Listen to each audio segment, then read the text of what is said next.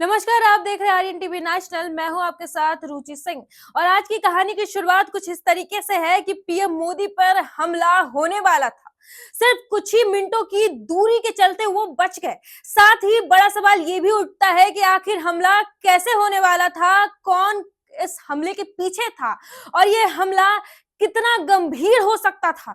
ये सब बातें हम नहीं बल्कि खुद ओम बिरला स्पीकर जो है वो कह रहे हैं और इस पूरे हमले के पीछे की जो साजिश रची गई थी वो किसी और ने नहीं, कांग्रेस ने रची थी। पूरी कहानी बताइए आप। हम सबको सदन सुचारू रूप से चलाने में सहयोग करना चाहिए। इसके बाद जब सदन के नेता को सम्मानीय महामहिम राष्ट्रपति के अभिभाषण पर जवाब देना था, तो मेरे पास पुख्ता ऐसी जानकारी आई कि कांग्रेस पार्टी के कई सदस्य माननीय प्रधानमंत्री जी के आसन पर पहुंचकर कोई भी अप्रत्याशित घटना कर सकते थे। ये दृश्य मैंने सदन में देखा भी सही।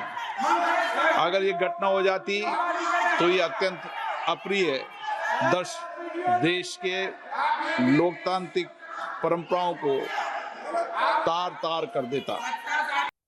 देखा आपने कि कैसे कांग्रेस अपनी चरमराई राजनीति की गाड़ी चलाने के लिए नई साजिश रच रही थी। लोकसभा स्पीकर ओम बिरला ने खुद चिंता जताई कि पार्टी सीधे पीएम मोदी पर हमले की रणनीति बना रही। राजनीतिक गलियारों में ये बहस जोरों पर आ चुकी है कि देश के सामने कांग्रेस की असफलता और देश विरोधी सोच साफ दिख रही है।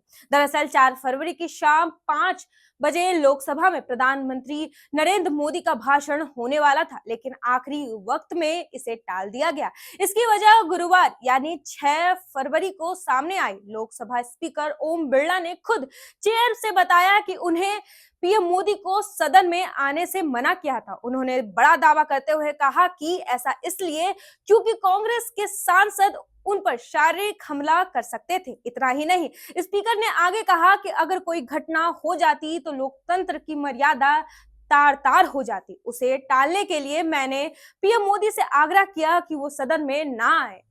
वहीं इस बारे में जब प्रियंका गांधी से सवाल हुआ तो उन्होंने कहा कि ऐसी बात गलत है। यदि 3 महिला सांसद पीएम नरेंद्र मोदी के पास जाकर खड़ी हो गई तो उन्हें खतरा हो गया। आखिर ये कैसी बात है? यही नहीं, उन्होंने मीडिया कर्मियों पे उल्टा सवाल दागते हुए कहा कि आप अमित शाह और फिर मोदी से क्यों नहीं पूछते कि नेता विपक्ष को बोलने क्यों नहीं दिया गया? आखिर राहुल गांधी को सदन में बोलने से रोका क्यों गया? आखिर उसके पीछे क्या कारण था? इसके बारे में आप क्यों नहीं पूछ रहे? वो क्यों नहीं बता रहे? एक सूत्रों के मुताबिक पीएम मोदी के भाषण के दौरान कांग्रेस सांसदों द्वारा हमला किए जाने की योजना की आशंका थी, क्योंकि विपक्षी महिला सांसद हंगामा करते हुए पीएम मोदी की सीट तक पहुंच गई थी, जो सदन के इतिहास में कभी ऐसा नहीं हुआ। बिरला ने कहा कि देश ने देखा कि कैसे सांसद पीएम की सीट तक पहुंच गए और ऐसे हालात में भाषण होना तो हुआ तो कुछ भी हो सकता था।